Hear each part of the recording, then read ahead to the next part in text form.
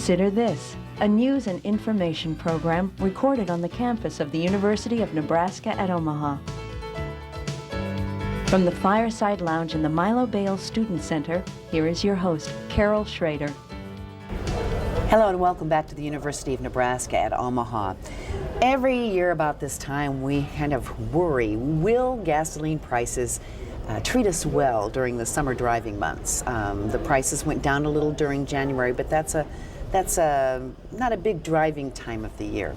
But they're starting to creep back up, and Rose White is Director of Public Relations for AAA Nebraska. She's sort of the point person that media go to because she stays up on the trends. And we've seen businesses actually affected by these gas prices. So this is not just my summer vacation. It's the cost of this and that and businesses. Absolutely, Carol. And the unstability of the marketplace affects farmers, businesses, and of course the individuals. Now right now, if you operate a high-performance car, if you're driving a truck and you purchase diesel fuel or premium blends, you already know that the price average right now is above $2 a gallon. Unfortunately, the direction that we're headed right now with self-serve unleaded across the state averaging about $1.93, we're headed in the direction that we could have new record highs by the time we reach the onset of the summer travel season. Now, right now, prices are about 31 cents higher than they were at the same time a year ago. And I remember screaming last year. Mm-hmm. Yeah, you know, motorists were very upset, you know, when we started looking at the terrible twos at all gas stations across the state. But again, with the factors that we're looking at right now, very likely we'll be heading that same direction. Well, I'm one of these people, Rose, that when they start talking about, you know, in those economic terms, I don't really understand all these. And the Lundberg report says this and this, and what exactly is, there's always something tying up either the refineries or the supply or the price of oil. What are the dynamics here? Well, the big driving factor right now is clearly demand. Right now the U.S. demand is up from where it was last year. We know the demand is increasing in China, and unfortunately we haven't grown on the refinery capacity side. We still have the same... We've been singing this song for as long as I've known you, just about, and that's too many years to talk about. In fact, we have many fewer refineries than we did 10 years ago just because they haven't made the improvements, and so something needs to be done about that. But right now with the demand increasing, what we're seeing is a very tightening of the market. The U.S. inventory levels have actually increased. They're up about 8% over last year, but what we look at is the daily supply of fuel that's being used, and it's causing a severe drain in what the inventories currently have in supply. Is part of this the economy's doing better? The economy's doing better, but the other factor has to be personal vehicle choice.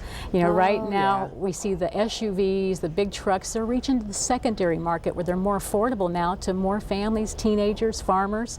Where it used to be the more affluent could buy that type of vehicle. Right now it's across the board, so anybody right now can afford a sport utility vehicle. And as a result, it's a less fuel efficient vehicle. It's creating a greater demand in the entire U.S. marketplace. So we could hit that, as you say, the terrible twos. It could certainly bump it, whether it stays over that or not. I know in California right now, and they have different kinds of problems because they have special formulations that are starting to be blended for them for their summer months because of their pollution problems. So there's kind of a snag in the supply side for them.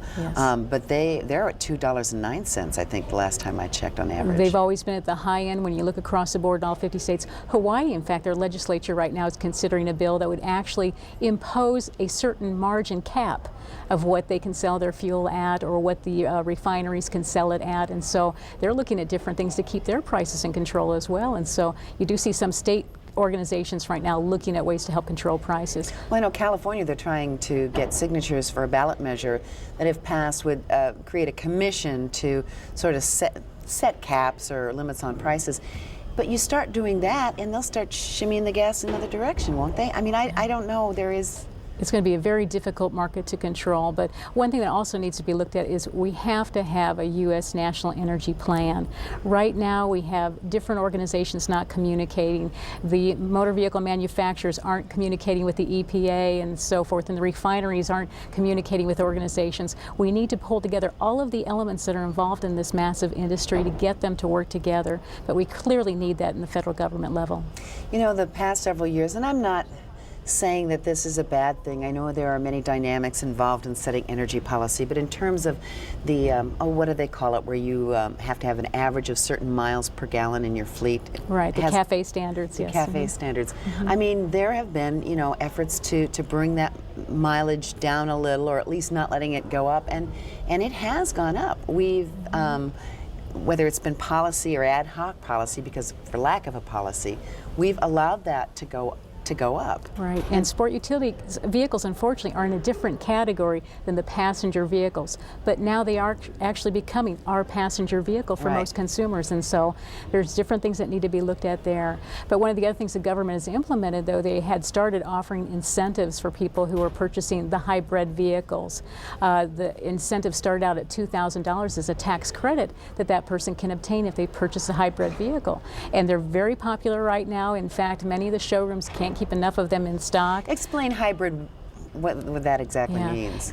As far as a regular vehicle, it might use just fuel only. The hybrid vehicle works on a combination of fuel consumption plus electrical battery power to give it a higher fuel efficiency rating, and plus lower emissions, and so it's a very cleaner burning car, plus gives you more mileage. So why shouldn't we all be buying one? And I understand that but they're smaller. Generally, are they not? Many of them are smaller. However, the sport utility vehicles now are coming out with hybrid engines, and so you can have that size. You can still have the truck. It might not have the lower fuel efficiency as some vehicles, the maximum, but it's certainly going to be lower fuel emissions, and so that actually helps on the pollution side. But within the next 2 years, every American manufacturer is going to have some type of hybrid vehicle available, the Japanese as well, and they're kind of leading the market right now, but you're going to see every American manufacturer having some type of hybrid available within the next 2 years. Right now, I understand there's a waiting list for some of the ones that are available. Yes, you know, the Toyota Prius is very popular right now, and you're lucky if you can get one on the showroom floor, but right now there's about a 1 to 2 month waiting period at many of the dealerships. What, in terms of gasoline prices, is there anything that will, you know, every time we start changing our consumption patterns, we affect the economy. Right. So say we did all cut back. Well, somebody ends up getting hurt. It's always, you know, but we can't do it tomorrow because it will affect our economy. Right. If we do it gradually, then we create a demand for a new product, and et cetera, et cetera. But gasoline money, when we spend it, it changes hands and it helps the economy. It does. And right now, if you're lucky enough to own stock in one of the major oil companies, you know, you're doing very well in the marketplace right now. In fact, one of the stocks I know I've been watching, Valero, the stocks increased about $16 during the last month. $16 a share, and that's after a split that it just took in the fall. And so some of the oil companies are doing very well right now.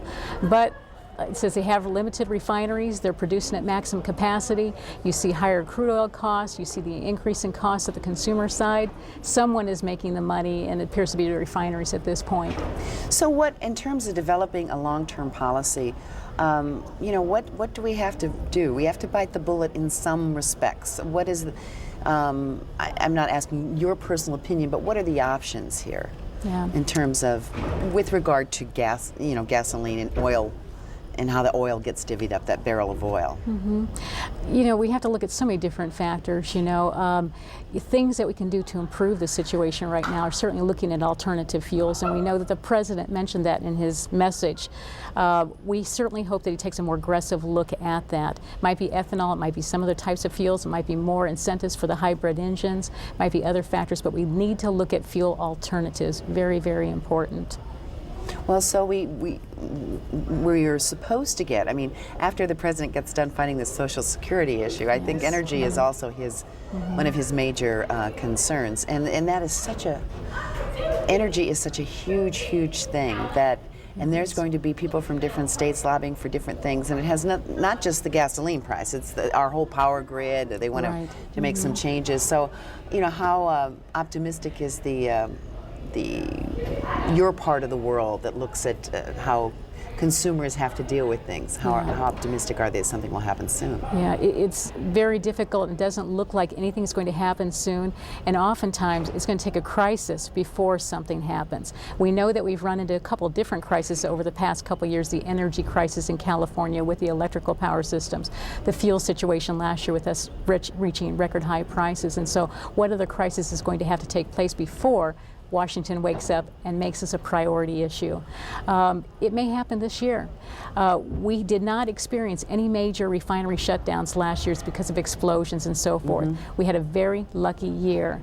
But And that's it, luck. Luck. Those things, we had one Yes. summer where I think there were two fires. Major explosions. One shut down a refinery in Illinois for a 6-month period, created a tremendous increase in prices within a regional area. That could certainly happen again, and so that's what we hope will not happen. The hurricanes in the Gulf region, another area where we saw that rippling effect this last year. If we have any combination of factors that could impact prices, we could be looking at $2.50 or more per gallon, and that's when you'll start hearing an outcry from the consumers. Whether you believe that we need to conserve gas because it's a finite, oil is finite, or because it's better for our environment, or there's also that other thing, that's that whole dependence on another part of the world. Right. That some people might say there already is a crisis in terms of being held hostage by certain kinds of things. Right. It's a dependency on foreign oil that keeps coming up, with every issue we have about oil. And that's why this energy plan, we need to look at that and what other alternatives do we have. Does it mean opening up our own U.S. reserves? We've talked about that before. There's opposing views on both sides of that issue. Do we need to release fuel stored in the Strategic Petroleum Reserves when prices escalate to a certain level? There have been discussions on that. The government really doesn't want to release fuel to control prices at the retail level. But do we need to do that to help maybe the farm economy and so forth? If we get prices that high during a period where the farmers need to be out in the field with the irrigation equipment and so forth that uses the diesel fuel, it's going to be a tremendous drain on their business. So are there points where maybe the government needs to relax their rules or change their rules to maybe help other economy areas? And the farmers are looking at maybe a loss of some of their subsidies now and maybe higher gas prices. And I don't know if the subsidies are all that effective or not. I don't understand. That's a whole other area that I do not understand. But this may not, they're coming out of a drought.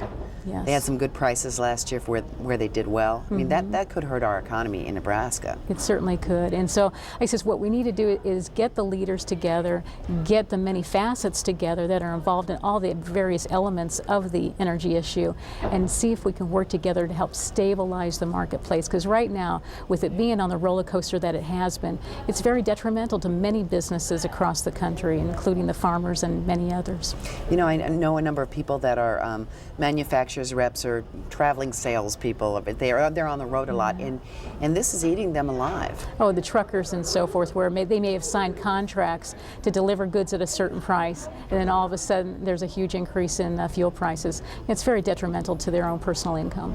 Well, some of the other things that are going on are right down in our state capitol right now. They're trying to decide about seatbelts. Should we tighten the seatbelt on the seatbelts? Should we make it mandatory? In a sense, it is mandatory, but it's not the kind of issue that they can stop you specifically for. Right. The law we currently have in place is secondary, and right now there is a proposal, a legislative bill that's been introduced that would basically add a little bit more meat to the bill, or the law, I should say. But basically what was proposed is that they make it not only for secondary for the front seat passengers to wear belts, but back seat as well. Right now it's only our front seat passengers, but they also increase the fine from $25 to $100, plus they'd also add on a point assessment. It would now be a 3-point assessed if you are stopped and in violation of the law. If that passes. If that passes. However, we do know, though, recently, though, it did pass out of committee, but with several changes to it. Instead of 3 points assessed, dropped it down to 1, and they decided to relax the fee to keep it at its current level at $25. And so basically how it would change the current law,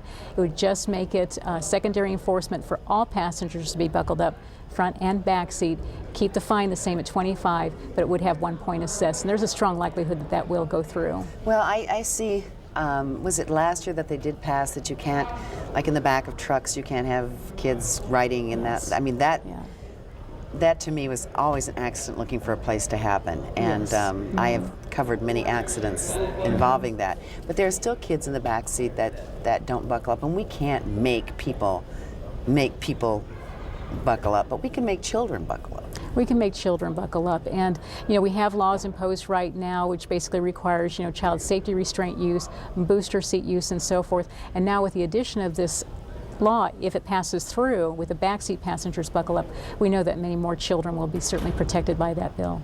When AAA looks at the viability of these kinds of things, and I know it's a hodgepodge all over the country as to where our laws, helmet laws, the specifics of seatbelt laws, how do they go about trying to do they lobby? Do they make statements? Do they support bills, not support bills, criticize bills? Yeah. We have basically national policies that we've developed, and basically we meet once a year to discuss those issues that we feel are important in our own state. And then we also get information from very credible sources. Some of them are university studies, medical associations, certainly the Highway Traffic Safety Administration, other organizations, to find out what are good practical laws that can easily be implemented in our state that will have a very positive outcome. And those are the laws that we try to enforce in our state, to try to introduce and try to get them passed. One bill that we're very heavily supporting right now is retaining the helmet law. That right now is being threatened. There's a bill being introduced that would basically only require those under 21 who have not taken a driver safety education course to wear their helmet, and that would basically just make the law so that hardly anyone would have to wear a helmet. We're very concerned about that issue. There's always that streak of independence, I think, in your western states. We're central western, but we really are concerned about the loss of just being able to make our own decisions. But so how do you make the case for that? Yeah, basically, we have other laws already on the books. If you're operating a personal watercraft in Nebraska, jet ski, you have to have on a safety life vest. If you're playing sports in any kind of collegiate or high school sports, you're required to wear certain safety gear. And so there are rules and regulations already in place at many levels that require us to simply wear protective gear. And what's unusual about the bill that's currently being introduced in the legislature is that it does not require helmet use, but it would require that you wear safety eyewear. Doesn't define what safety eyewear is. It could just be a pair of glasses. But why do you require safety eyewear to protect their eyes, but you wouldn't require a helmet to protect their brain? And so there's a huge discrepancy on, yes, we want the freedom and the right to choose, but yet the bill as it's currently written would require the use of safety goggles to protect your eyes. And so that's kind of an oddity. Very odd. And so I think it's interesting to note that one of the things that we're all feeling is the cost of insurance, whether it's health insurance, automobile insurance, and many companies and legislatures are making decisions regarding driving, for instance, or hiring. Union Pacific is not hiring smokers now. So based on the cost to the company or to the aggregate insured or the ones paying for the insurance. And I do know that brain injuries can, from motorcycle accidents, and I have seen many of those, can, one of those is very costly. So even if you don't have sort of a humanitarian look at it, it certainly does cost us, even though we're not the one driving. Absolutely, without Carol. the helmet. In fact, there were probably more than a dozen different hospitals or medical associations represented at the hearing against this bill, and all of them were saying that the worst cases that they see are the helmetless riders in their emergency rooms, and so it doesn't make sense. So what else is kind of hot? I see that Council Bluffs across the river is looking at those stop red light cameras. Red light cameras, a proposal in Council Bluffs. Certainly we considered that here in Omaha at one time. And I imagine we will again. And there are other states that are effectively using them to stop red light running at some of the heavy traveled intersections. Those are where you see some terrible accidents occur. And so sometimes it's the timing of the light that can be changed to help reduce that, but certainly red light running at those places where it's a high problem, it should be looked at. Arizona has used the cameras for years. When they don't have the funds to increase traffic enforcement, it's a very viable option. So it seems to be working very well in some states and some communities. One of the costliest things in any city or municipality or county's budget is the manpower in law enforcement. And it does free up a little. Precious, we're having a big debate in Omaha over response times of our police department. To sit there and watch, babysit, in essence. Absolutely. You know that there's a high probability of it occurring, but what we do ask, though, is that any time that consideration is given to adopt these red light camera laws, that you heavily place signage in those areas so that you're warning motorists, so giving them the option that we need to be paying attention, we can't be running through this intersection, and so don't have it as a hidden enforcement effort, but make it an advertised enforcement effort. Well, and that will slow everybody down. Yes. But also have some exceptions too on those conditions where the roads may be icy or slick, where a person may apply their brakes and realize midway through that they're not going to make it safely It's better through this to, intersection. but if you see no one's coming on either side, to scoot through. And so hopefully they'll allow for some exceptions in those cases. So what else is on the agenda of the people that look out for us motorists? Well, cellular phone debates continue. Oh, that's You know, right. should we ban cellular phone use in vehicles? And this is a very touchy issue. You know, right now we do have laws on the books basically for negligent and careless and reckless driving. What we do feel is that cellular phone use, if you have an accident or a crash, you're using your cell phone, you can actually get cited for one of those 3 violations.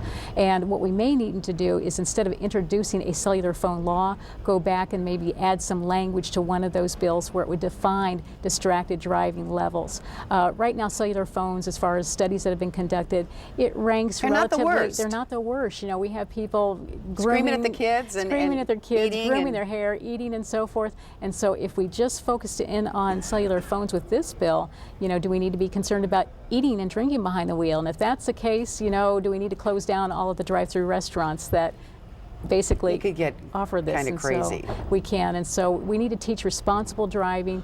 And yet, like I says, if this is a concern, and we do know that there were 2 fatalities in Nebraska as a result of distractions through cellular phones, maybe like I says, the language just needs to be clarified on the laws that we currently have on the books. So, and that would help us all be a little more cognizant of the kinds Absolutely. of things that we do. And Yes. I always pull over if I'm going to use my phone because I don't have it set up where it's on a speaker. And but it's nice to have for emergency purposes. Yeah. And if you teach people that you can get cited for reckless driving if operating your cell phone, I think that'll be a very strong deterrent for people who are currently practicing that. Well, you know, I think the whole issue of the car is it's the last bastion of personal freedom in some people's minds, or their motorcycle, or everything. So these things are always really touchy. Does the AAA as an organization try to say, you know, hands off passing new laws unless we can have proven results? We do, you know, and such is the case with the cellular phone issue. Many thought that we would willingly jump on board in favor of this legislation, but what we decided to do is do research first and then approach it from that sense. You know, we asked for the government to add cellular phone on their accident report form so we can study how many cases are actually occurring in Nebraska. They did that several years ago, so we can now look at the statistics as far as, is it a part of or cause of this accident. We have those numbers. We have the other studies that we've done. And so gathering this information first before we forge ahead is always important. But then after we have that information, we decided that we can't just focus in on cellular phones.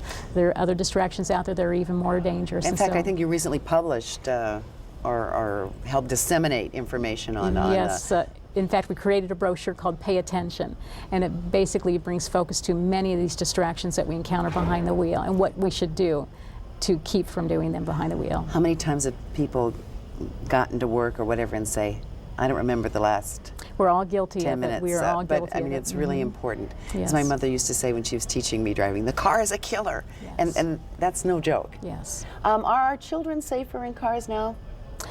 Improvements continue to be made every year, and so with safety features that are added to cars, the side airbags and so forth, and so different measures are being taken. With the child safety seats, you know, right now there's a big push to get children into booster seats. Not much has been said about that. We don't want them to go right from a child safety seat into an adult restraint. They need to be able to fit properly in that seat, and so we're encouraging booster seat usage. So every year gives us a new opportunity, like I said, to look at the new things that are available in the marketplace, look at what we need in the marketplace to make those improvements. But yes, we continually to look at the fatalities and what we need to do to improve that area. And there was a whole issue of windows that would go up and down. Yes. That kids could accidentally get caught in that, and Changes were made, as a Changes result were of made. it. Changes were made to the locks inside of trunks, and so they continue to look at many factors and see what they can do to improve them. We still have to use common sense. We have to use common sense, and that's the big key. We can have all the education out there, we can make all the types of safety improvements, but we need people to recognize their own personal responsibility to make driving safer for not only themselves and their passengers, but everyone around them on the roadway. Teenagers have cars. Lots and lots of cars, and lots of teenagers. It's a lot different than when you and I were growing up, where the car, some of the guys had their own cars, but it was generally a family privilege to drive a car. So that's also hiking the demand and hiking the traffic. Does AAA look at how traffic goes in cities? I notice Omaha just seems to be getting not that 20-minute city anymore necessarily. It's not, and we continue to look at what is changing in the marketplace, Carol. And the big thing that's changing right now is the choice of vehicles that teenagers are choosing. If you go to any high school parking lot, we still have the muscle cars, of today's generation and so forth, but many more are choosing the sport utility vehicles that have that higher center of gravity portion, which makes them more prone to rollover accidents. Also makes them feel more invincible than teenagers feel anyway. Yes, it does. So, yes, it does. That artificial sense of security. And so that combination is very dangerous. And what we're looking at right now is we're looking at the driver education books that don't teach any special techniques to operating a sport utility vehicle. And so we're looking at what needs to be done in the schools with the driver education instructor, as well as what needs to be taught in the student book about the different techniques that need to be used if you're operating that type of vehicle. We're seeing an increase in rollover accidents and single vehicle rollover accidents, and teenagers behind those wheels in those types of accidents. And so we need to look at that and see what needs to be done. Okay, we have about a minute left. Let's just hop back to the gasoline prices. If you had a rose-white crystal ball, what would you think? That should we start saving some pennies for that summer vacation if we're going to drive? Well, we need to anticipate that we're going to be paying more, and in doing so, make smart choices. If you're currently looking for a vehicle, log on to safercars.org, and you'll find a listing of fuel-efficient vehicles and so forth. You might want to consider making those choices. And then just doing what you can to consume fuel within your own family collectively will help us across the country. Just figure when you're going to a different part of town, what else can you do? Absolutely. And I want to thank you for joining us. What kind of car do you drive?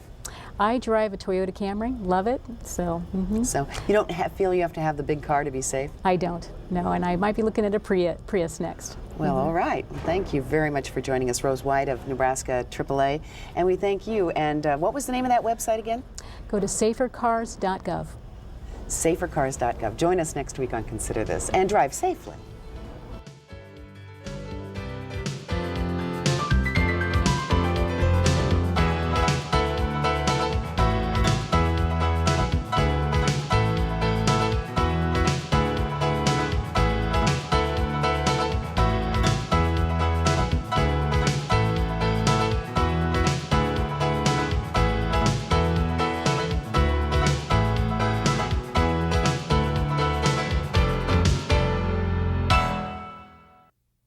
To view this edition of Consider This or past programs, visit our website at unotv.unomaha.edu.